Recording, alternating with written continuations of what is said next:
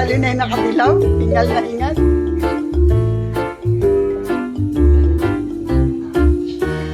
Aga natulog.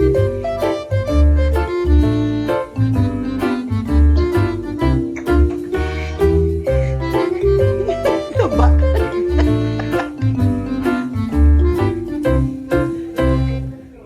Ito, nilabas ko na yung chicken na fillet.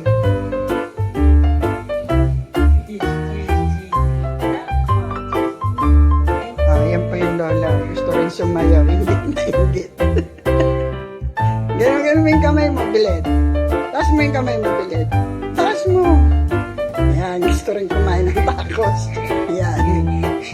Kala nyo po, 2 bata lang may gusto. Ayan, pati yun. May isa, para ng kangaroo. Ito, ayan. Ayan, yan yung batang si Kidlat. Moki alias Kidlat.